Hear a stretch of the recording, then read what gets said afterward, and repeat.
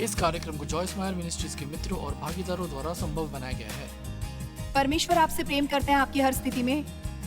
वो सोचते हैं आप क्यूट हैं, वो सोचते हैं आप फनी हैं, वो आपकी कुछ कमियों को पसंद करते हैं। और जब तक कि आप बढ़ रहे हैं, केवल यही एक बात है जिसके बारे में आपको चिंतित होने की जरूरत है।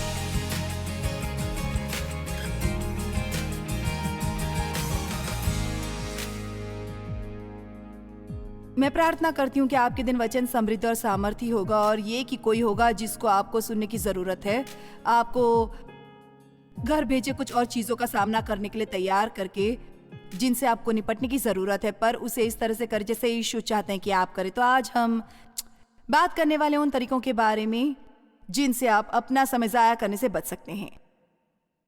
हमारे बस इतने ही समय की व्यवस्था होती है, और आप जितने उम्र दराज होते जाते हैं, आप समय के बारे में उतना ही अलग तरह से सोचने लगते हैं। और जिस समय तक आप अपना 3/4 जीवन जी चुके हैं, या अपना 2/3 जीवन, या जो कुछ भी, आप इस मुकाम पर आ जाते हैं जहां आप समय गंवाना नहीं चाहेंगे। यदि कुछ बातें हैं जो आप करना चाहते हैं तो आप कर लेंगे। खैर, मैं अवश्य ये सुझाव देना पसंद करूंगी कि आप अभी अपना समय ज़ाया ना करें, तब भी नहीं जब आप अपने 20वें या 30वें साल में होते हैं। पर यह सचमुच आपके लिए महत्वपूर्ण हो जाता है जितना ज़्यादा आप उम्र में बढ़ते जाते हैं। और शायद अब आप 20 के हों, एक दिन आप 70 या 80 के होंगे, और ये अद्भुत तेज़ी से होगा, आपकी सोच से कहीं ज़्यादा तेज़ रफ्तार से। और मेरा मानना है कि समय एक बहुत ही कीमती वरदान है, और समय या तो व्यर्थ गवा सकते हैं या आप इसे बुद्धिमानी से इस्तेमाल कर सकते हैं। पर जिस पर भी आप अपना समय बिताते हैं, एक बार जब आप इसे बिता दें तो आप इसे वापस नहीं पा सकते। अब भी मैं चाहती हूं कि आप इस पर गंभीरता से सोचिए। यदि ये 1 घंटा हो गया, या 1 सप्ताह, या ये जो भी हो, यदि आप 3 दिन क्रोध में बिताएं तो आपने वो 3 दिन पूरी तरह गवा दिया, और आप कभी उन दिनों को वापस नहीं पाएंगे, कभी भी नहीं। शुरुआती सालों में जब डेव का और मेरा विवाह हुआ, मुझ में तब भी एक बेकाबू गुस्सा था। मुझे याद है मैं क्रोधित थी, जो अक्सर होता था। वो था, मेरा मतलब है, मैं ऐसे ही माहौल में पली बढ़ी थी। मैंने अपने पिता को इसी रूप में देखा, हर चीज से निपटते हुए। वो बस गुस्से में आ जाते और गुस्से में बने रहते जब तक कि उनकी मर्जी पूरी नहीं होती। तो यही मैंने किया। और मुझे याद है डेव ने मुझसे कहा कि क्या ये बहुत खराब नहीं होगा यदि यीशु आज वापस आ जाए और तुम इस धरती पर अपने जीवन का अंतिम दिन अपने क्रोध में बिताओ और अपने साथ इस तरह से। और उसने सचमुच मुझे रोका और सोचने पर मजबूर किया। बहुत सी बातें हैं जो हम करते हैं, वो पूरी समय की बर्बादी है, उनमें कुछ भला नहीं होता। तो आज मैं कुछ बातें आपसे साझा करने वाली हूँ, और मुझे यकीन है कि आप अपनी से कुछ और बातें याद कर सकते हैं। ये कैसा रहेगा यदि हम एक वचनबद्धता लें कि अपने समय का निवेश करना शुरू करें, बजाय अपना समय ज़ाया करने के, क्योंकि हम अपने जीवन के अंत में नहीं आना चाहते और पीछे मुड़कर देखें और अफसोस के सिवा कुछ ना हो। मेरे ख्याल से ये एक बहुत ही दुख भरी बातों में से एक है जो एक व्यक्ति के साथ हो सकती है।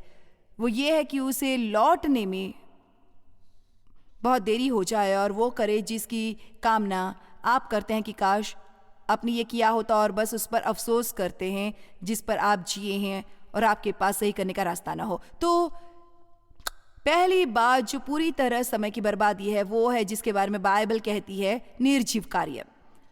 तो ये निर्जीव कार्य क्या होते हैं? खैर, कार्य निर्जीव होते हैं हमारी ऊर्जा उसे करने की कोशिश में जो केवल परमेश्वर ही कर सकते हैं। जानते हैं ये कितना कठिन होता है कि कुछ ऐसा किया जाए जो केवल परमेश्वर ही कर सकते हैं, और जितना ही आप इसे करने की कोशिश करते हैं तो उतना ही ज्यादा गड़बड़ी आप करते जाते हैं हर बात में। क्या किसी को इसमें से किसी बात का कोई अनुभव हुआ है? हम इसे स्पष्ट रूप से इब्राहिम और सारा के संदर्भ में देखते हैं, जब वो एक बच्चा चाहते थे और परमेश्वर ने उनसे एक प्रतिज्ञा की थी, और ये ऐसी प्रतिज्ञा थी जो परमेश्वर के बिना पूरी होना असंभव था, क्योंकि वो बच्चा पैदा करने की उम्र से कहीं आगे निकल चुके थे। अब्राहम 100 का था, सारा भी उसके करीब थी अपने 90 के वर्ष में मेरे ख्याल से, और वो गर्भधारण करने की उम्र पार कर चुकी थी, और उनका अपना बच्चा कभी नहीं हुआ था। परमेश्वर ने उन्हें प्रतिज्ञा दी थी कि उन्हें हो सकता है, पर वो इंतजार करते करते थक गए थे। क्या कभी कोई इंतजार करते थक जाता है? तो वो इंतजार करते करते थक गए और उन्हें सूझा, खैर सारा को सूझा, पर ये इतनी ही इब्राहिम की भी गलती थी क्योंकि वो उसके कहने पर चला। कई बार आपको ज़रूरत होती है औरत के कहने पर चलने की, पर कई बार आपको नहीं कहने की ज़रूरत होती है क्योंकि कई बार हम थोड़े जज्बाती हो जाते हैं। तो मेरे ख्याल से किसी विशेष दिन सारा बस इंतज़ार करते सचमुच थक गई और उसे एक कमाल की तरकीब सूझी। जानते हैं वो कमाल की तरकीब क्या थी? ये उस तरह की बातें हैं जिसे आप कहते हैं यही है जो मैं करूंगी और ये कारगर होगा, हाँ बस यही। और फिर हम यही कहते हैं, हाँ, ये परमेश्वर चाहते हैं। जानते परमेश्वर ज़रूरत हमारे विचारों के जरिए हमसे बात करते हैं, पर हर वो विचार जो आपको आता है वो परमेश्वर का नहीं होता। तो कुछ चीज़ों को आपको दरकिनार करना चाहिए और परमेश्वर की बात सुनने की कोशिश करें। तो उसे ये कमाल की तरकीब सूझी थी कि वो अपनी दासी को अपने पति को देगी कि वो उसकी दूसरी पत्नी हो। आप में से कितने ये पहले जानते थे? ये बेवकूफ़ी थी। मेरा मतलब है वो मुसीबत को ही बुलावा देना था इससे पहले कि वो शुरू भी हो सके और वो दासी बच्चे पैदा कर सके। तो वो चाहती थी कि उसका पति उस दासी के साथ यौन संबंध बनाए और वो गर्भवती हो जाए और फिर वो उस बच्चे को अपना नाम देगी। खैर इसलिए इब्राहिम ने सुना जो उसने कहा और इसे किया और यकीनन वो गर्भवती हुई। खैर जैसे ही वो गर्भवती हुई तो उसका सारा के प्रति रवैया खराब हो गया। ना ना ना, मैं गर्भवती हूँ, नहीं नहीं नहीं नहीं नहीं, मैं गर्भवती हूँ और तुम नहीं हो। मुझे पता नहीं कि क्या ठीक करना था, वैसा रवैया खराब था। फिर सारा को गुस्सा आ गया क्योंकि हाजिरा का बुरा रवैया था। उसे बच्चा हुआ और उसके बाद सारा और हाजिरा की कभी निभ न सकी। और फिर सारा इब्राहिम के पास गई और वो चाहती थी कि जाए और हाजिरा से निपटे और उसने कहा तुम उससे निपटो, ये तुम्हारी समस्या। और उसने कहा नहीं तुम निपटो। उसने इसका दोष इस पर लगाया और उसने उस पर लगाया और अंत में ये बन गया एक बहुत बड़ा गड़बड़ घोटाला। खैर हम उनकी गवाही पढ़ सकते हैं और कह सकते हैं क्या मूर्खता थी, पर हम में से कितने यही बात दिन ब दिन करते हैं। जब हम कुछ चाहते हैं तो हम हज़ारों अलग अलग तरीके ढूंढ सकते हैं उसे करने के और सोच सकते हैं कि ये सब परमेश्वर के तरीके हैं। निर्जीव कार्य वो कार्य होते हैं जो काम नहीं करते। मैंने सीख लिया कि कैसे उसे पहचानना है जब मैं स्थिति में हूँ जिसे बाइबल कहती है शरीर के काम। शायद हर बार इसे न पहचान पाऊँ, शायद मैं उसे इतना जल्दी ना पहचान पाऊँ जितनी जल्दी पहचानना चाहिए। पर एक बात जो हुई जब आप शरीर के कार्यों में हैं तो ये है क्योंकि वो काम नहीं करते तो आप हताश हो जाते हैं। आपको ऐसा लगता है कि आप धकेल रहे हैं, हमेशा धकेल रहे हैं किसी चीज़ को कारगर करने की कोशिश करते हुए जो काम नहीं कर रहा। मैं आपको एक उदाहरण दूंगी।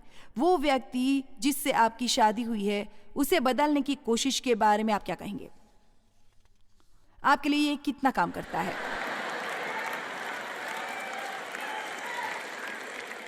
ये बस इतना उत्तेजित कर देता है क्योंकि आप नहीं चाहते कि वो करे जो आप नहीं चाहते कि वो करे, या ऐसा चाहते हैं वो वही करे जो आप चाहते हैं। तो आप हर किस्म के तरीके ढूंढने की कोशिश करते हैं कि आप उन्हें बरगला सके या आप उन्हें बाध्य कर सके कि अपना इरादा बदल दे, और आप बस बहस ही करते रह जाते हैं। और ऐसा लगता है कि जितना ज़्यादा आप उन्हें बदलने की कोशिश करते हैं उतने ही बदतर ही वो होते हैं। लोगों को पसंद नहीं आता कि उन्हें कुछ करने के लिए मजबूर किया जाए। कोई भी किसी के काबू में रहना पसंद नहीं करता। और सच तो यह है कि जब तक कि हृदय न बदल जाए तो कोई भी बदलाव वैसे भी टिकेगा नहीं। इसलिए परमेश्वरी केवल एकमात्र वो है जो हृदय को बदल सकते हैं। इसलिए परमेश्वरी केवल एकमात्र वो है जो लोगों को बदल सकते हैं। और यदि आपने इस पर गौर नहीं किया तो हम सब थोड़े बहुत अलग हैं और आप में से ज्यादातर लोग शायद शादीशुदा हैं। यदि आप शादीशुदा हैं, आप किसी ऐसे विवाहित हैं जो आपसे बिल्कुल विपरीत हैं। आमीन। मेरा मतलब है डेव और मैं नहीं हो सकते थे। कोई ऐसे दो लोग नहीं होंगे जो इतने विपरीत हो जितने डेव और मैं हूं। और हम 51 साल से शादीशुदा हैं। अब चलते चलते कुछ फैसले करने पड़े थे कि हम इन चीज़ को कारगर बनाने वाले हैं। हम दोनों को अपने हृदय में किसी सहमति पर पहुंचना पड़ा था कि हम एक दूसरे को बदलने की कोशिश करना बंद करने वाले हैं। क्या मैं आपको बता सकती हूँ कि यदि आप एक विस्थायी विवाह चाहते हैं और अपने घर में शांति चाहते हैं तो आप घर पर जा सकते हैं और आप उस व्यक्ति को बदलने की कोशिश बंद कर सकते हैं जिससे आपकी शादी हुई है। मैंने कहा आप घर जा सकते हैं। और जानते मैं सचमुच आक्रामक किस्म की हूँ और डेव वो है जो इंतज़ार करता है। खैर चलो इंतज़ार करें और देखें। मैं इंतज़ार करके देखना नहीं चाहती, मैं कुछ करना चाहती हूँ। इसलिए मैं उससे कहती तुम हमेशा परमेश्वर से 9 मील पीछे हो और वो कहता हाँ और तुम हमेशा उनसे 9 मील आगे हो। पर देखिए सचमुच सच्चाई यह है कि क्या कारण है कि आप किसी अलग मनुष्य के साथ जुड़ जाते हैं जो आपसे विपरीत है। यदि आप सीख ले कैसे इकट्ठे काम करना है तो कोई समस्या नहीं होगी। आमीन। पर अक्सर होता क्या है, 2 लोग विवाह करते हैं या 2 दोस्त किसी रिश्ते में जुड़ते हैं या ये आपके बच्चों के साथ होता है।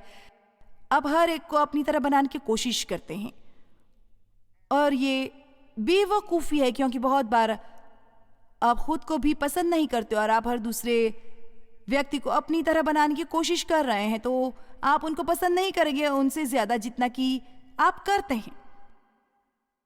हम सब अलग हैं, आप कोई और नहीं हो सकते हैं, तो बेहतर है आप वो बनने में माहिर हो जाएं जो आप हैं।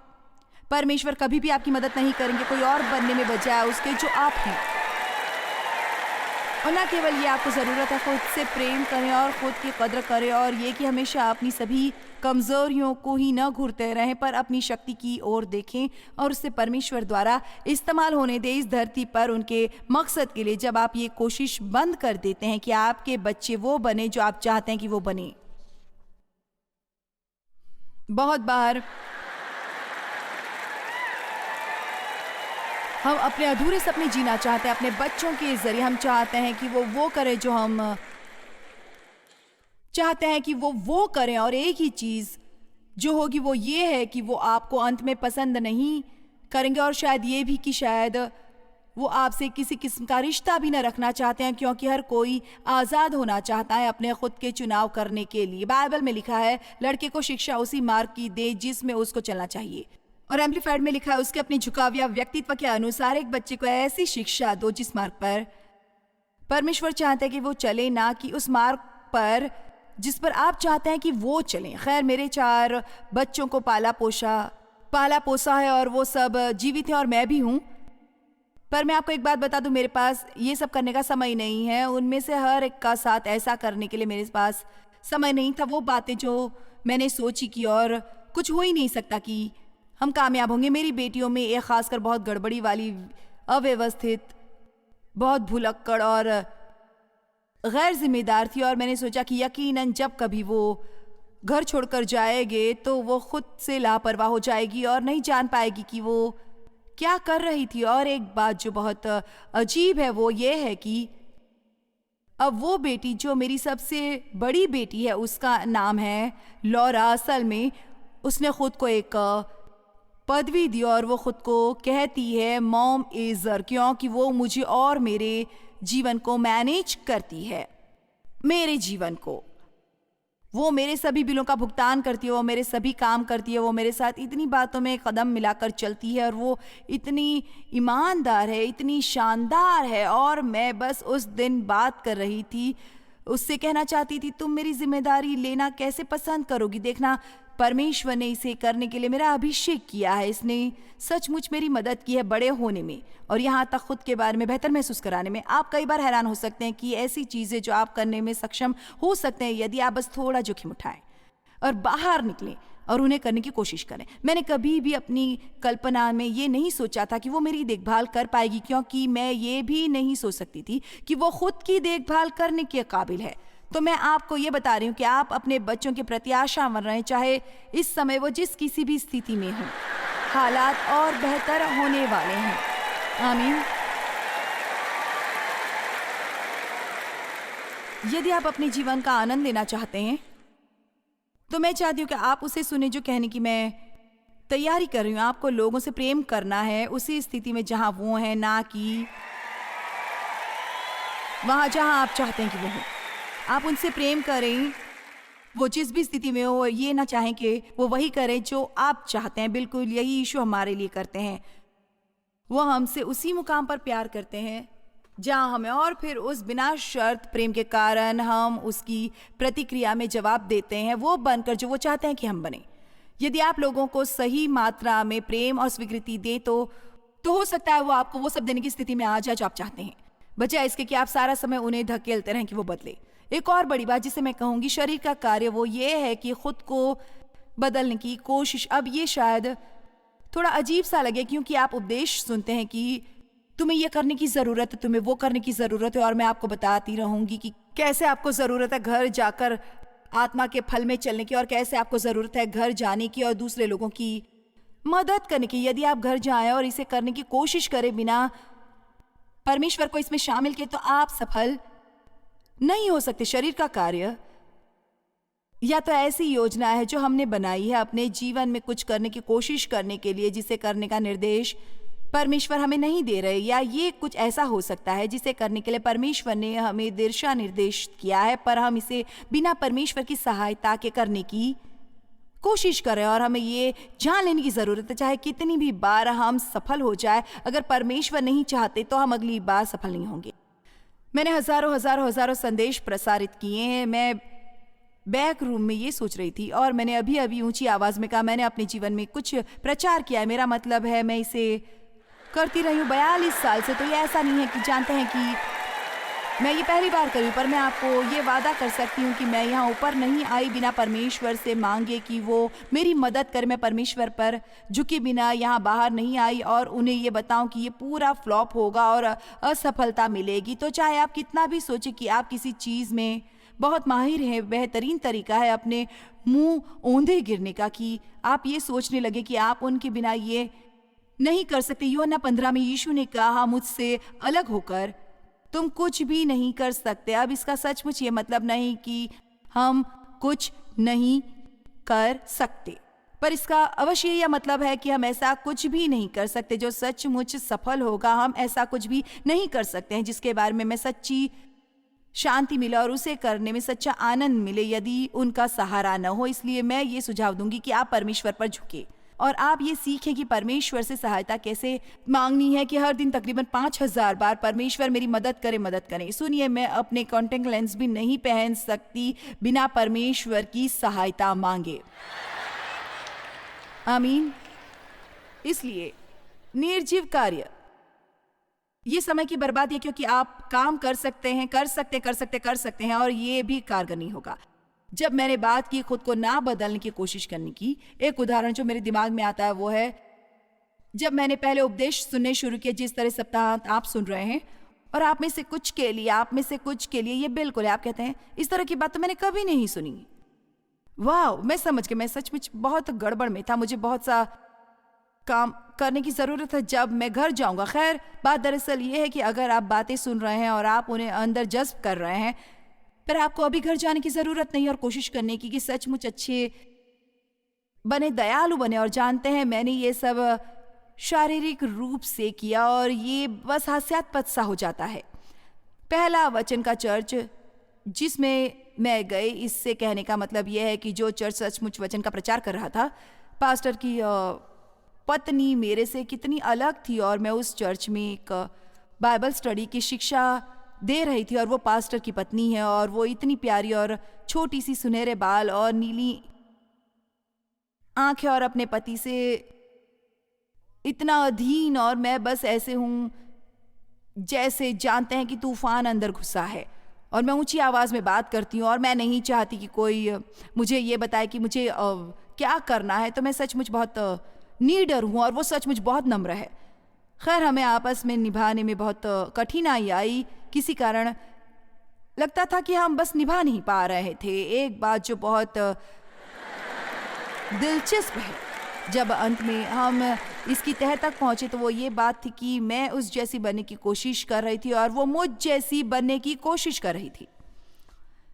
मैं सचमुच बहुत प्यारा बनने की कोशिश कर रही थी। मैंने यहाँ तक कि मैंने असम ये भी किया, मैंने अपनी आवाज़ भी नीचे करने की कोशिश की और थोड़ा प्यारे ढंग से बात करने की कोशिश की, और जानते हैं थोड़ा और ज़्यादा नम्र होने की और थोड़ा और धीमे चलने की। और जानते हैं कोई कहता है ये तुम्हें क्या हो गया है, तुम क्या कर रही हो, जानते हैं। और फिर मैं सोचती कि बेशक यही तरीका है, यदि मैं हूँ तो आप उसे पसंद नहीं करते, यदि मैं वो करने की कोशिश करूँ जो मेरे ख्याल से मेरे में नहीं है। आप बस लोगों को खुश नहीं कर सकते।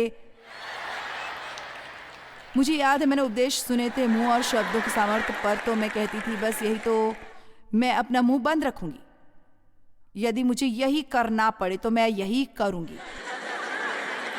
और मैं सचमुच कुछ भी नहीं कहती। देखें, शरीर हमेशा हदें पार कर सकता है, या तो ये नहीं करेगा या हद से ज्यादा करेगा। तो मैं बहुत ज्यादा बात करती हूं। अब मैं ये उपदेश सुनती हूं कि शब्द कितनी सामर्थी हैं, इसलिए मैं अब बिल्कुल भी बात नहीं करूंगी। इस बात को सुनिश्चित कर लें कि मैं खुद को मुसीबत में डालूं।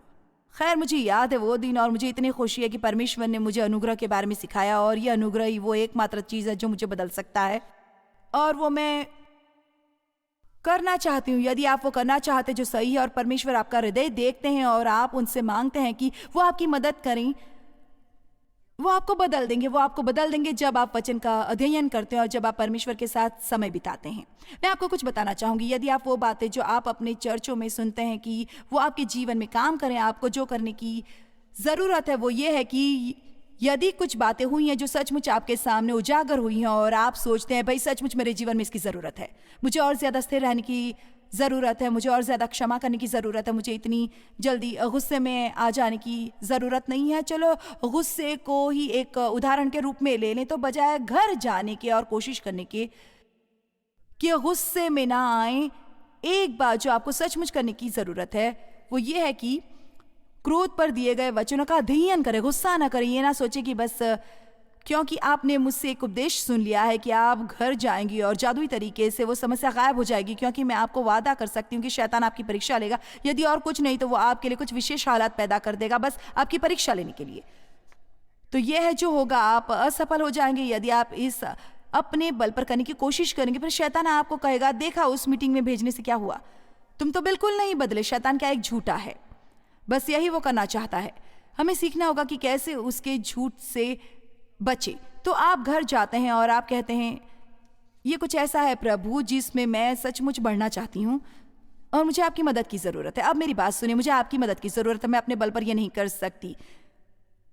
मेरे हृदय में है कि मैं बदलना चाहती हूँ, पर मैं आपसे अलग होकर इसे नहीं कर सकती और मैं इसी के साथ बनी रहूँगी जब तक मुझे विजय प्राप्त नहीं होती। तो मैं आपको मिलते हैं 6, 7, 8 शास्त्र वचन जो क्रोध से निपटते हैं। आप उन्हें देखते हैं, आप उनका अध्ययन करते हैं, आप उनको इतना देखते हैं कि आप उन्हें याद कर लेते हैं।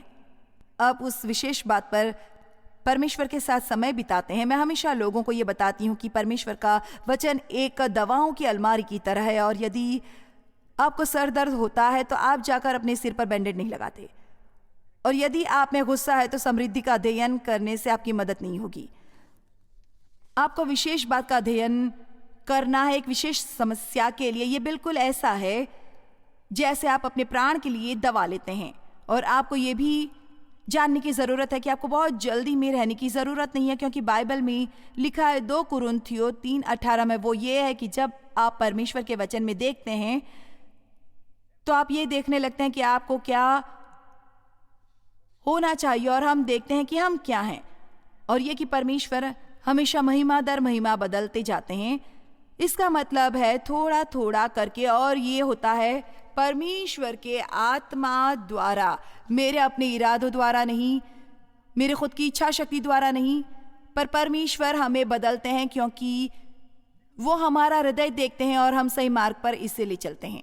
और मैं आपको ये बता सकती हूँ कि यदि यहाँ 50 लोग हैं, वो शायद अपने जीवन में आत्मिक सिद्धता से अलग अलग पड़ाव पर हों, पर जब यीशु वापस आएंगे हर कोई शीघ्र ही संपूर्ण हो जाएगा और हम वो बन जाएंगे जो होने की हमें जरूरत है। आपको मंजिल पा लेने की जरूरत नहीं, आपको बस अपने रास्ते पर होने की जरूरत है। आमीन। खैर, हम अपना समय गवाते हैं जब हम वो करने की कोशिश करते हैं जो केवल परमेश्वर ही हमारे जीवन में कर सकते हैं। पर जब हम उन पर भरोसा करते हैं तो वो हमें बदल सकते हैं और हमें बहुत फलदायी बना सकते हैं, और उनकी सामर्थ्य और शांति हमारी हो जाएगी। हम जीवन की यात्रा का आनंद लेंगे।